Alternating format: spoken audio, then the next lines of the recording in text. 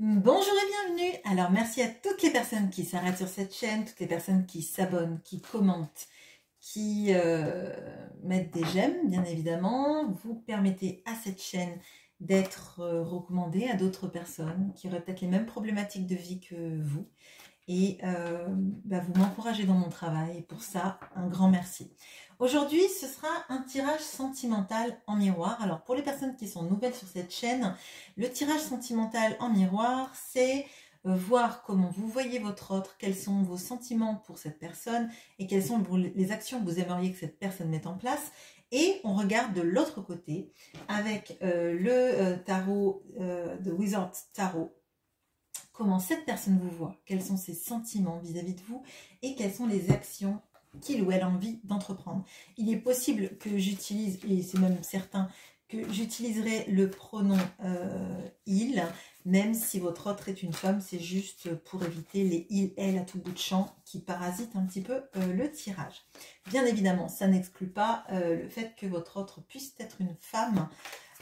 Voilà. Allez, on regarde tout de suite, on commence par vous avec le tarot Histoire de sorcière. On regarde comment vous voyez cette personne.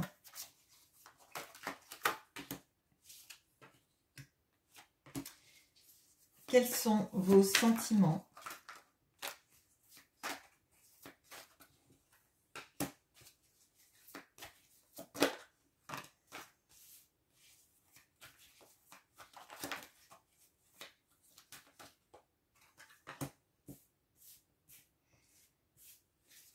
Et quelles sont les actions que vous aimeriez que cette personne entreprenne? Je vais changer mon angle de caméra parce que je vois que vous ne voyez pas. Voilà. Allez, on regarde pour votre autre. Alors, je pense que je vais me rapprocher un petit peu pour que vous voyez tout bien. Et on passe à votre autre. Alors, comment est-ce que cette personne vous voit?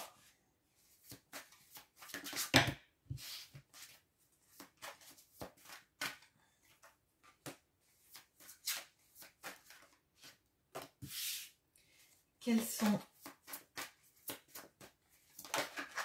ses sentiments?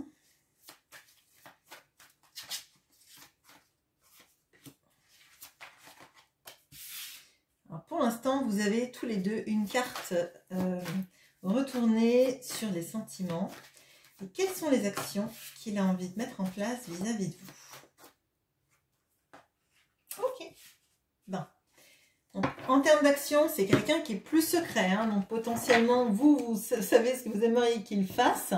Mais cette personne, pour l'instant, est très secret sur ses intentions. Alors peut-être qu'il y a un silence radio entre vous, on va le voir dans le tirage. Mais en tout cas, on a quelqu'un qui se dévoile très très peu. Et même dans la carte des sentiments là, en tout cas celle qui s'est retournée, c'est pas une carte d'action, c'est plutôt une carte de d'être suspendu quelque part entre deux situations peut-être, ou entre deux sentiments, et on va voir. Alors vous, déjà, comment vous voyez cette personne? On a l'As d'épée,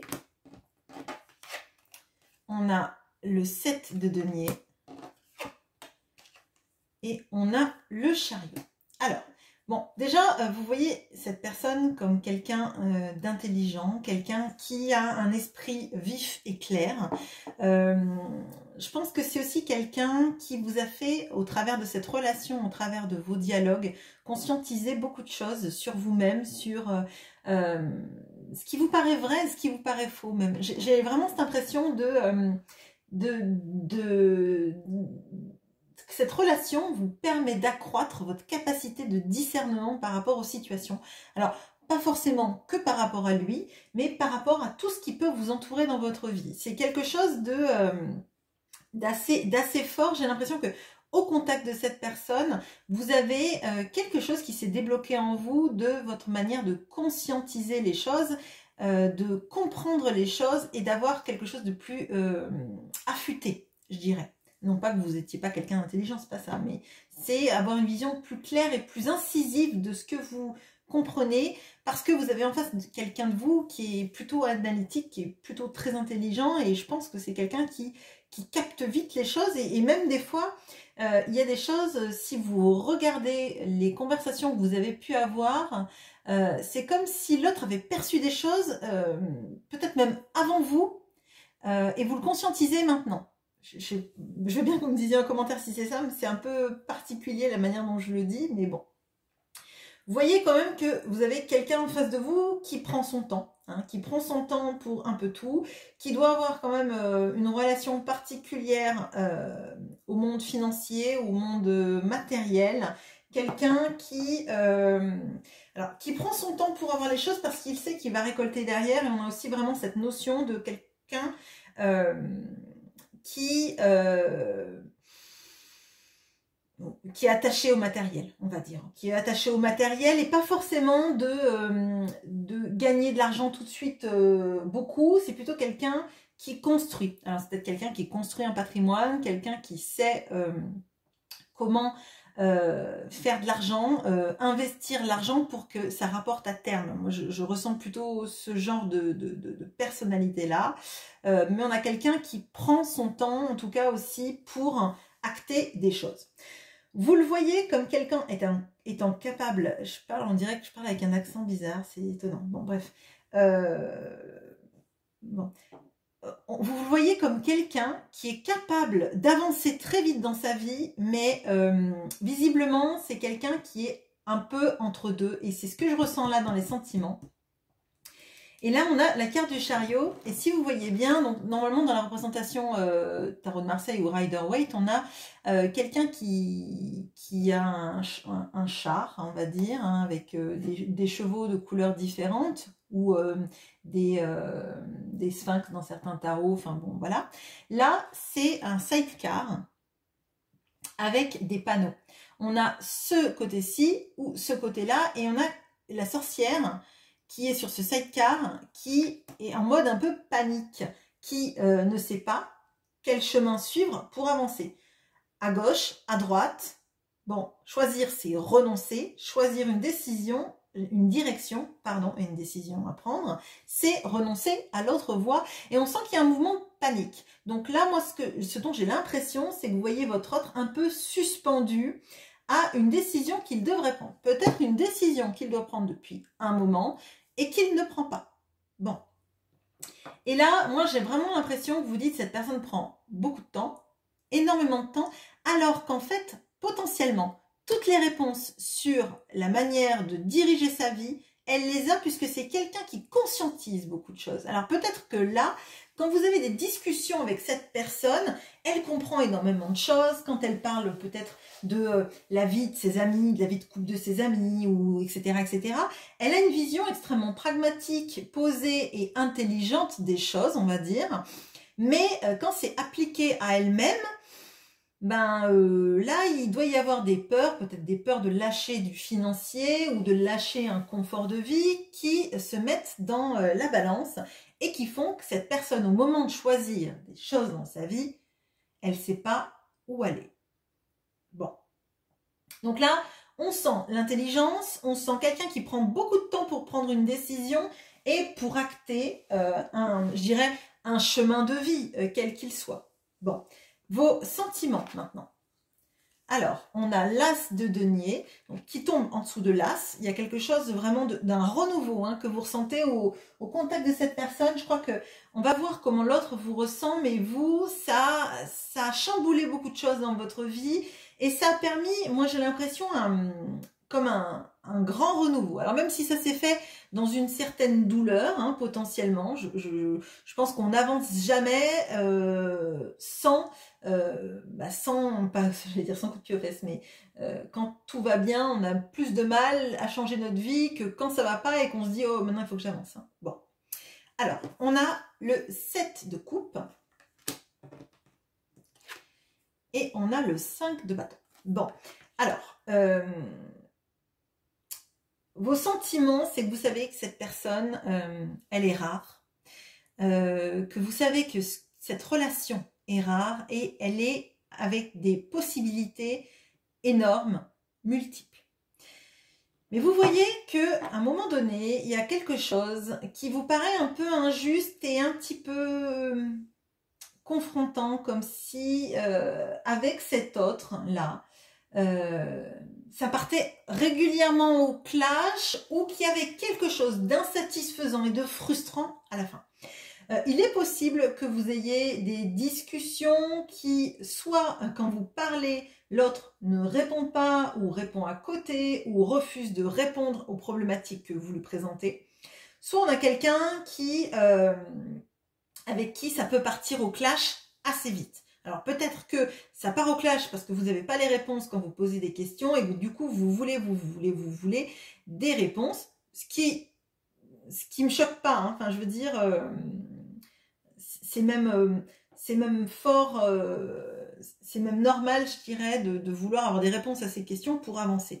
Je vois là qu'on a beaucoup de fois le chiffre 7, on a le 7 de denier, on a le 7 de coupe, on a le chariot qui est le chiffre 7. Donc peut-être qu'il y a quelque chose d'important pour vous, pour le chiffre 7. Alors, je sais pas, un jour de naissance, un mois de naissance, un département, l'Ardèche, je crois. Bon.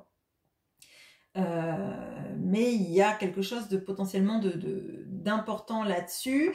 On a le 7 de coupe. Alors, le 7 de coupe, moi, je le ressens comme là, un petit moment de la vie où on se dit, est-ce que finalement, quand mon cœur a choisi cette personne, est-ce que je me trompe pas? Est-ce que tout ce que je vois en cette personne, est-ce que tous ces renouveaux, toutes ces conscientisations que ça m'amène, est-ce que c'est parce que c'est cette bonne personne pour moi, hein, ou est-ce que c'est parce que cette personne était là sur mon chemin et qu'elle va m'ouvrir des portes et des horizons plus larges pour que toutes ces conscientisations me servent dans une autre relation amoureuse. Bon. Là, il y a cette notion-là de se dire, est-ce que finalement, je me ferme pas des portes en me concentrant sur cette personne qui finalement donne peu, qui ne donne pas de réponse, qui est très lent dans ses choix quand il en prend. Et j'ai plutôt l'impression que c'est quelqu'un qui attend et qui attend d'avoir la bonne réponse. On va voir plus tard, hein, mais il y a quelque chose de très statique dans l'autre, hein, de très limite immuable, alors qu'on voit toute la potentialité qu'il y a de bon en avant, hein, vraiment. Hein, et là, avec le chariot, j'ai l'impression que vous savez que cet autre pourrait faire des actions, pourrait avancer dans votre relation amoureuse, pourrait vous permettre à tous les deux de franchir une grosse étape, mais peut-être bien que oui, peut-être bien que non. Bon, j'ai pas dit que c'était un Normand, hein, mais bon. Et je me moque pas des Normands d'ailleurs. Vous avez une très belle région. Alors, là, dans les actions, on a le cavalier de coupe. On a le cavalier d'épée. Et on a le soleil. Bon. Alors, ce que vous aimeriez, c'est déjà des conversations qui mènent quelque part. Vous voyez que l'autre est intelligent, qui comprend les choses, que potentiellement c'est quelqu'un qui est capable d'appréhender des dialogues et des conversations de manière intelligente, qui mène quelque part, mais qu'avec vous c'est toujours compliqué, parce que justement il y a de l'affect. Hein. Bon. Je pense que dans son travail, il arrive facilement à dire ce qu'il veut, comment il le veut et comment ça doit être fait. Mais là, on voit que dire ce qu'il veut, dire comment il le veut, dire ce qu'il ressent, dire comment il se projette, dire quand il va faire ci ou ça, c'est compliqué. Donc, ce que vous aimeriez, c'est que déjà cette personne, elle parle. Elle parle, même si parfois c'est secouant, au moins parler, ça va permettre déjà peut-être de mettre le doigt sur des problématiques que vous pourriez résoudre tous les deux. On a le cavalier de coupe. Bon, vous aimeriez quand même que cette personne, elle vous parle d'amour, hein, qu'elle vous dise tous ses sentiments, qu'elle vous aiguille sur ses sentiments. Et vous aimeriez quelque chose de plus chaleureux, de plus, alors je vais dire enveloppant, enrobant, quelque chose qui fasse qu'en fait, vous vous sentiez moins dans l'ombre de sa vie. C'est vraiment ce que je ressens. Là, il y a cette notion de vouloir être enfin dans la lumière, de plus être relégué à celle qui attend tapis dans l'ombre que l'autre prenne une décision, que l'autre fasse ci, que l'autre fasse ça. Vous aimeriez que il soit plus chaleureux avec vous, qu'il soit plus... plus... oui, dans le...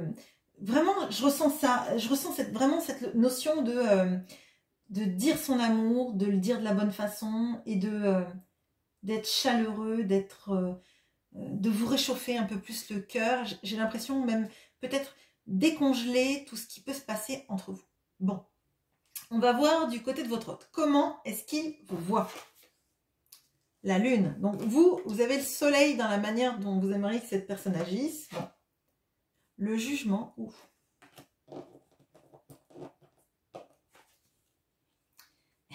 Et le cavalier de coupe. Le cavalier de coupe qui est là. La lune qui est l'opposé de celui-là. Bon, il y a quelque chose. Bon, déjà, cet autre vous voit avec 2 arcanes majeurs. Vous en avez une, vous, et une dans la manière dont cette personne vous voit, mais vous le voyez comme le chariot qui ne prend pas de décision. Ok. Cet autre vous voit comme quelqu'un d'extrêmement intuitif. Vraiment, j'ai l'impression que vous êtes pleine de mystère, vous êtes auréolée de mystère, vous êtes quelqu'un qui lui... Alors, je le ressens vraiment, qui lui fait brasser toutes ses émotions. De la manière dont la lune a un impact sur les marées, sur tout ça, moi j'ai l'impression qu'en fait, vous avez un impact sur sa sphère émotionnelle qui fait qu'il est pris à certains moments d'une vague d'émotions qu'il a du mal à contenir. Parce que là, je crois qu'on a quelqu'un qui contient énormément ses émotions, qui peut-être même qui les refoule et qui arrive à les dissimuler. Et en fait, vous avez un pouvoir d'attraction sur son cœur, sur ses émotions, sur tout son affect, qui fait que vous avez comme un pouvoir sur lui, mais ça lui fait peur. Ça lui fait peur. Là, en fait, parce que c'est comme si vous aviez une emprise émotionnelle sur lui qu'il n'arrive pas à juguler. Bon.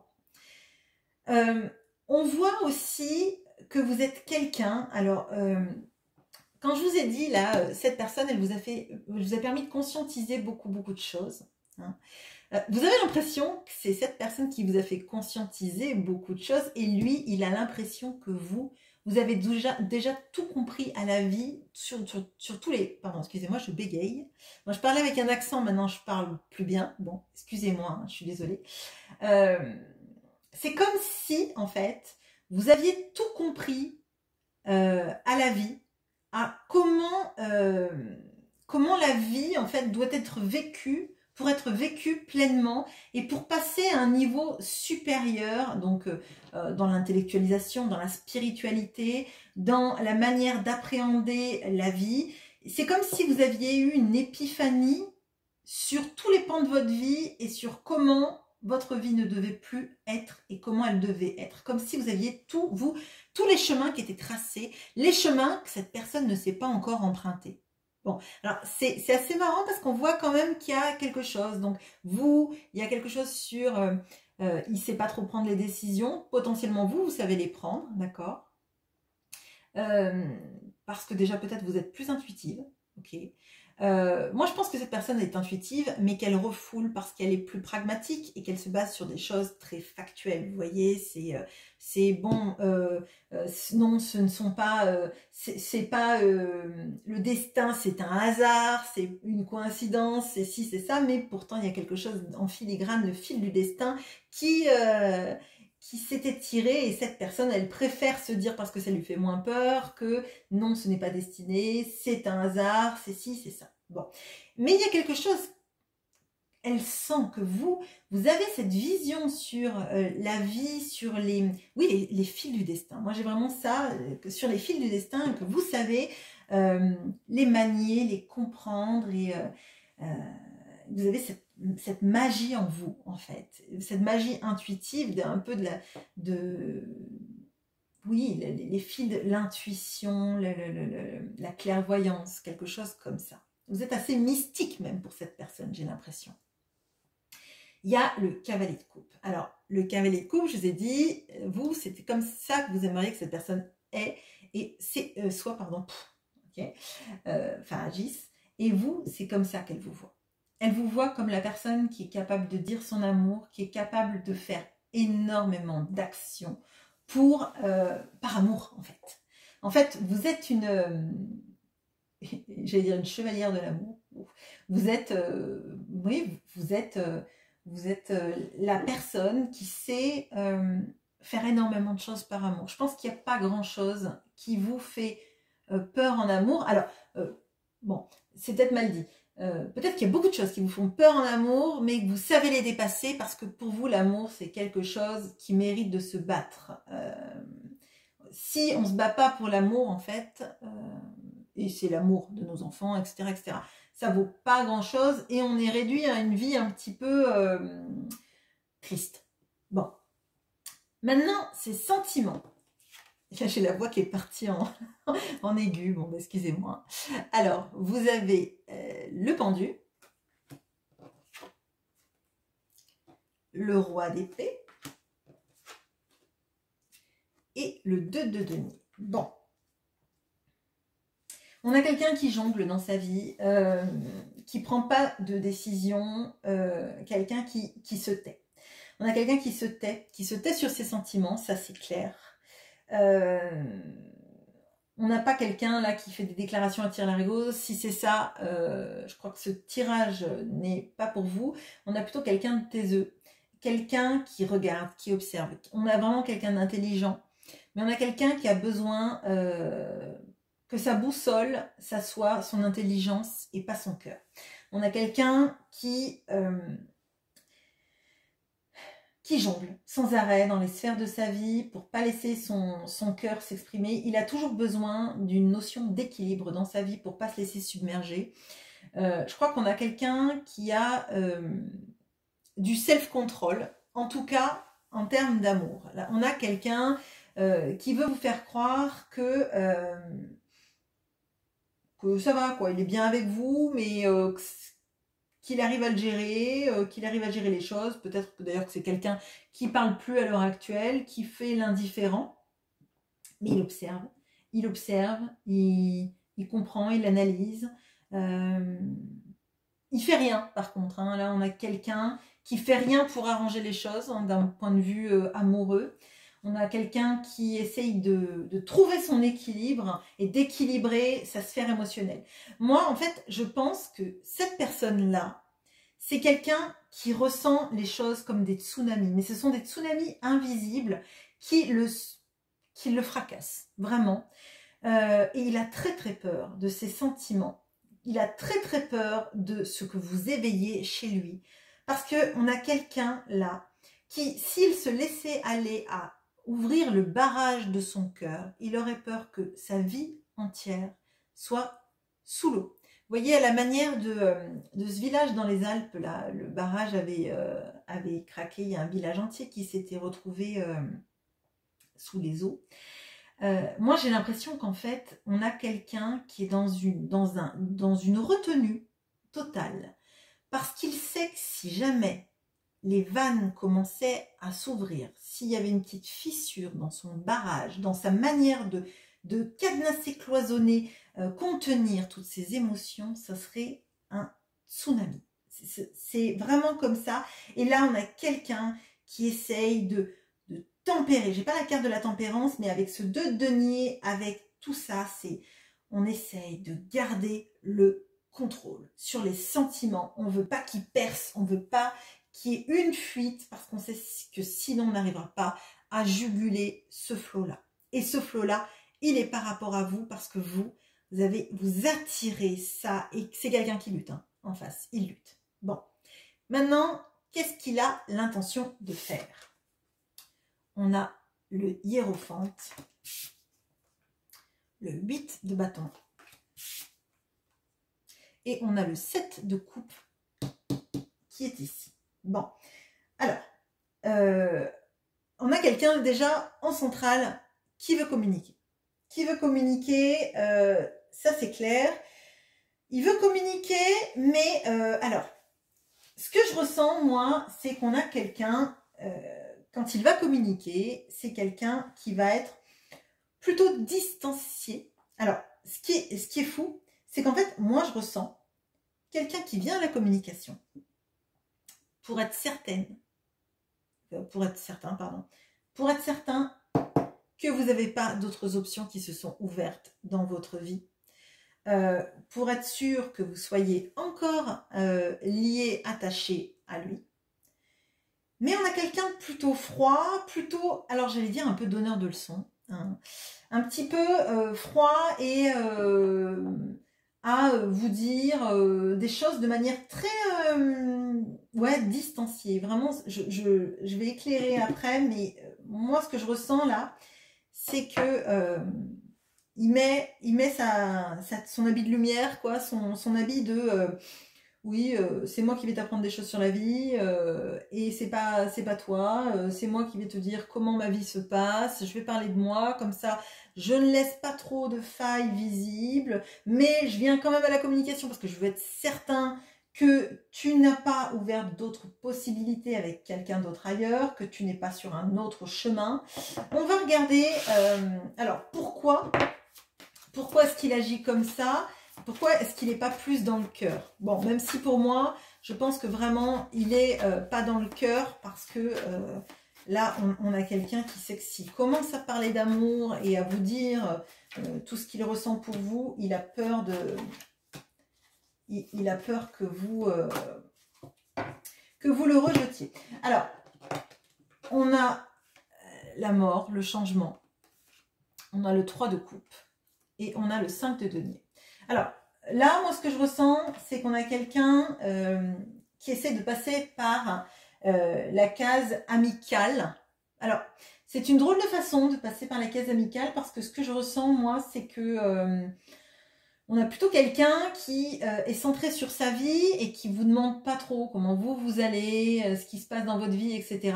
Donc, pour moi, l'amitié, c'est quand même, ça fait partie des prérequis pour une amitié, c'est-à-dire qu'il y ait de la réciprocité dans l'échange, pas juste vous qui vous inquiétez pour cette personne et puis cette personne qui parle d'elle. Mais bon, cette personne peut vous proposer de vous revoir en termes dans le genre amical, etc., etc. Elle veut pas, en fait, vous montrer qu'elle a des sentiments pour vous parce que elle sait que lorsqu'elle vous dira qu'elle vous aime, qu'elle veut faire sa vie avec vous, qu'elle a tout ça qui est très très fort en elle, la peur sera grande qu'elle soit rejetée ou que vous n'en vouliez plus malgré tout. Là, on a quelqu'un aussi qui n'est pas certain que vous n'ayez pas refait votre vie ou que vous ne soyez pas sur un nouveau chemin. Donc potentiellement, ça peut parler encore plus à des personnes qui sont en silence radio ou en blanc. Mais là, moi j'ai l'impression qu'elle veut faire un truc, genre on a quelque chose de léger, on parle de manière légère, on se revoit potentiellement et on tâte le terrain pour voir s'il ne va pas se faire rejeter, s'il ne va pas être mis au banc de votre vie. Voilà ce que j'ai pour vous. On a quelqu'un en face qui est quand même un peu compliqué, il y a des sentiments, mais j'ai l'impression qu'on a quelqu'un qui construit énormément de barrières dans cette relation pour pas craquer, pour pas vous montrer tous les sentiments qu'il a pour vous, et aussi peut-être pour se protéger et pas forcément agir. Voilà, bonne journée, à bientôt.